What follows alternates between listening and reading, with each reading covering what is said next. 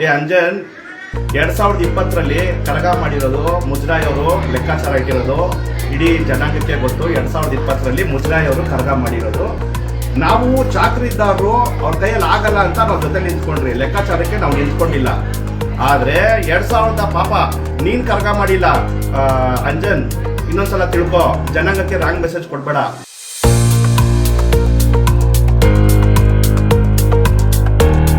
ನಾನು ಅಧ್ಯಕ್ಷ ಆಗಿರೋದು 2022ರಲ್ಲಿ ಗೋರ್ಮೆಂಟ್ ಇಂದ ಮುಜರಾಯಿಂದ ಅಧ್ಯಕ್ಷ ಆಗಿದ್ದು.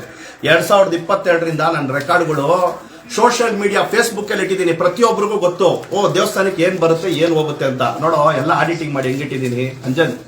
ಆಡಿಟಿಂಗ್ ಅಂದ್ರೆ ಗೊತ್ತಾ ನಿನಗೆ ಅಂಜನ್? ನೋಡಿ ಎಲ್ಲ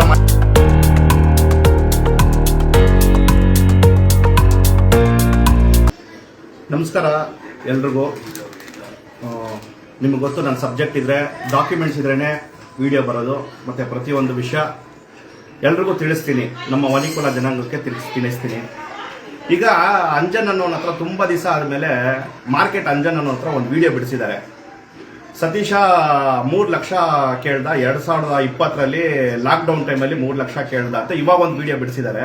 ಪಾಪ ಅವನಿಗೆ ತುಂಬ ಜನ ಫ್ರೆಂಡ್ಸ್ ಇಲ್ಲ, ಆದರೆ ನಾನು ತಿಳಿಸ್ತಾ ಇದ್ದೀನಿ, ನನಗೆ ತುಂಬ ಜನ ಫ್ರೆಂಡ್ಸ್ ಇದ್ದಾರೆ ಮತ್ತು ದೇವಸ್ಥಾನಕ್ಕೆ ಸಂಬಂಧಪಟ್ಟವರು ಇದ್ದಾರೆ. ಈ ವಿಡಿಯೋ ಮುಖಾಂತರ ತಿಳಿಸ್ತಾ ಇದ್ದೀನಿ.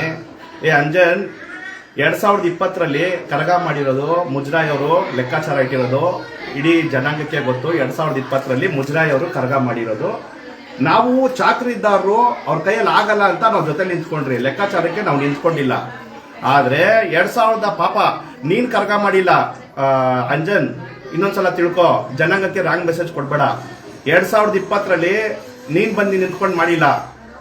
2021ರಲ್ಲಿ ಲಾಕ್ಡೌನ್ ಟೈಮಲ್ಲಿ ಪಾಪ ಮಾಡಿದ ಪುಣ್ಯಾತ್ಮ ಚೇತನ್ಗೆ ಮುಜರಾಯಿ ಅವರು ನೀನ್ ಲಾಕ್ಡೌನ್ ಜನ ಸೇರಿಲ್ಲ ಅಂದ್ಬಿಟ್ಟು ಇವತ್ತು 14 ಲಕ್ಷ ಬಿಲ್ ಕೊಟ್ಟಿಲ್ಲ ಚೇತನ್ಗೆ.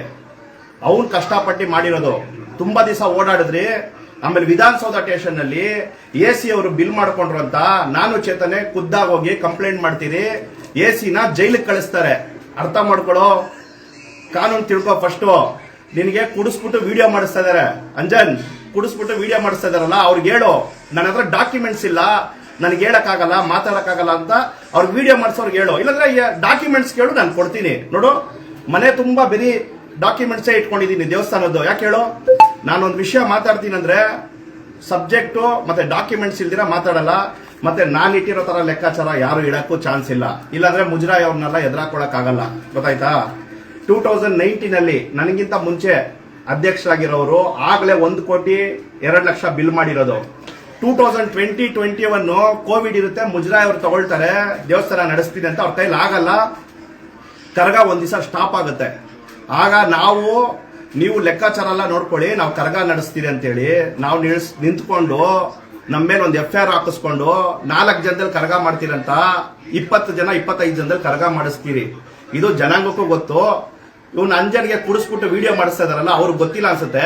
ಅಂಜನ್ ಡಾಕ್ಯುಮೆಂಟ್ಸ್ಗಳು ನೋಡು. ಫಸ್ಟ್ ಡಾಕ್ಯುಮೆಂಟ್ಸ್ ಇಟ್ಕೊಂಡೇ ಮಾತಾಡ್ಬೇಕು ನೀನು. ಅವ್ರ ಮಾತು ಕೇಳ್ಕೊಂಡು ನಿನ್ನ ಮಿಸ್ಗೈಡ್ ಮಾಡಿದ್ರೆ ಹೇಳು, ಸರಿನಾ?